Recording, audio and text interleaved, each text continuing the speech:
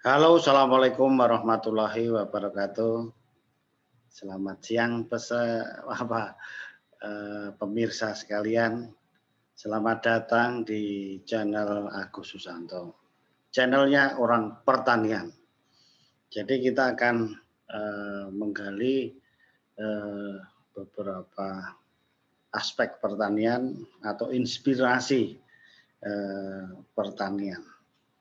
Jadi dalam pertanian kan selalu ada berkembang terus.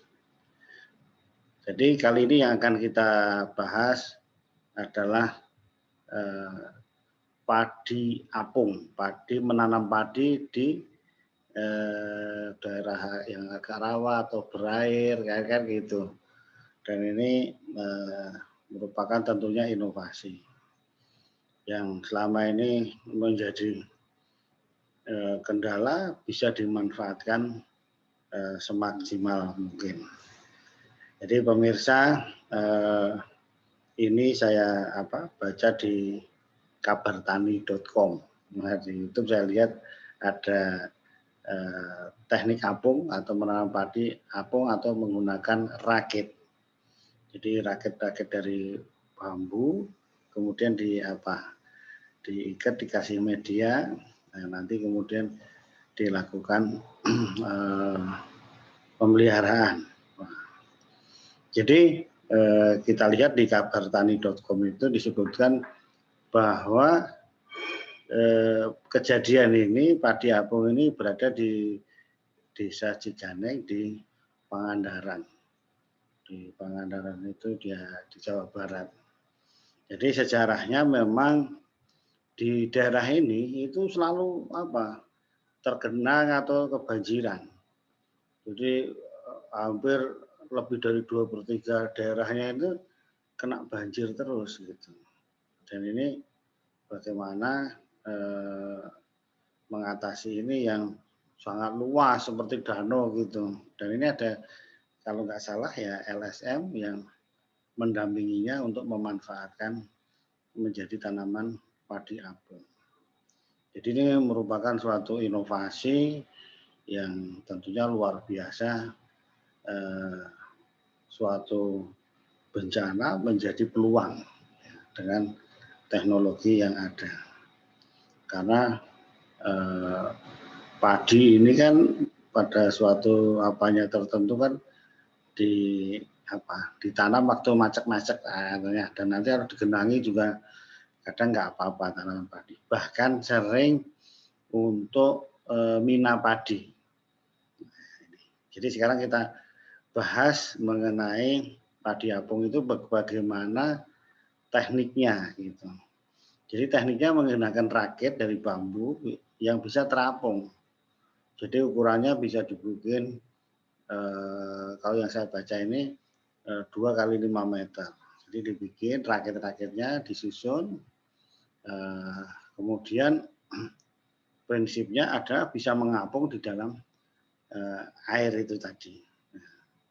Kemudian di dalam apung ini, rakit ini tentunya yang jelas untuk media tanamnya ya dikasih media tanam. Itu berbagai macam, tidak tanah murni aja. Untuk yang mengikat tanahnya ada serabut, ada kokopit, ada yang lain-lain. Tapi jangan terlalu banyak. Karena menjadi beban berat, kemudian ya pasti kena air ya bisa tercuci begitu. Nah, ini untuk prinsipnya media tanamnya. Itu jadi dikasih media tanam yang tipis, kemudian disiapkan.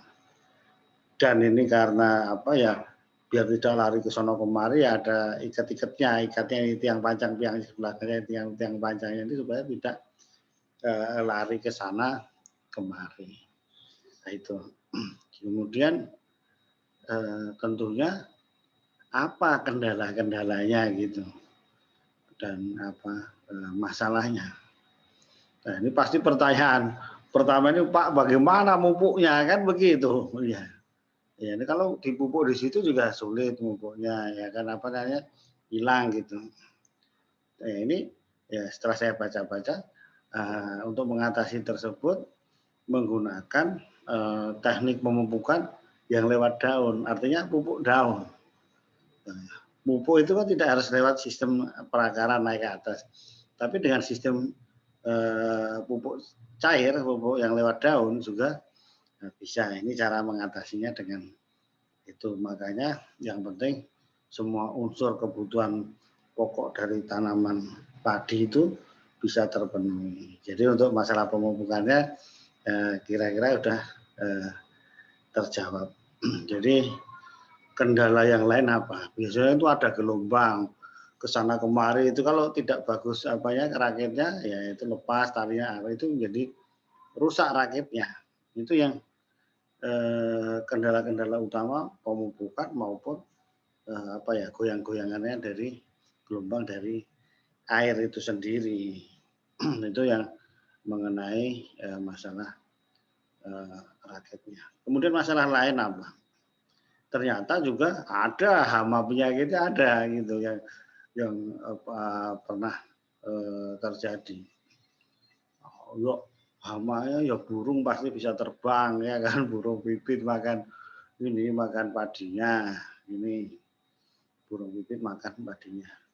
Kemudian yang hama yang lain ternyata juga ada, dan yang sangat mencengangkan adalah hama tikus pun ada gitu. Tikus sendiri kan bisa berenang itu, ya bisa berenang dan menuju situ ya makan bulir-bulir padinya. Untuk penyakitnya ya sama ternyata, ini harus diatasi juga. Karena banyak penyakitnya itu yang bersifat airborne, terbawa oleh udara. Kalau yang jamur maupun bakteri kan juga bisa ada menyerang ini. Jadi sama prinsipnya bahwa tanaman padi yang diapung ini juga bisa terkena hama maupun penyakit. Itu yang tiga kendala utama itu tadi, masalah pemupukan, masalah rakitnya, masalah hama penyakitnya. Dan ya itu karena tadi medianya sedikit, kemudian dalam kondisi di air ini biasanya produktivitasnya jadi ya lebih rendah karena makanannya kan kurang dari segi itu tadi nutrisinya, mengelola dengan pemupukan lewat daun tadi. Padahal selama ini kalau lihat sistem perakaran kan pupuknya bisa lumayan banyak. Gitu. Jadi yang paling penting, jadi ini yang sangat kita hargai adalah ini bahwa memanfaatkan yang sama sekali tidak terpikirkan, yang air yang begitu banyak bisa dimanfaatkan dengan tanaman padi yang memang merupakan makanan pokok orang Indonesia. Itu kalau nggak makan beras makan padi ya belum sarapan gitu, kira-kira belum makan lah. Nah, itu demikian itu pemirsa, mudah-mudahan ini menginspirasi Bapak Ibu petani yang ada di Indonesia khususnya. Terima kasih, mudah-mudahan bermanfaat. Assalamualaikum warahmatullahi wabarakatuh.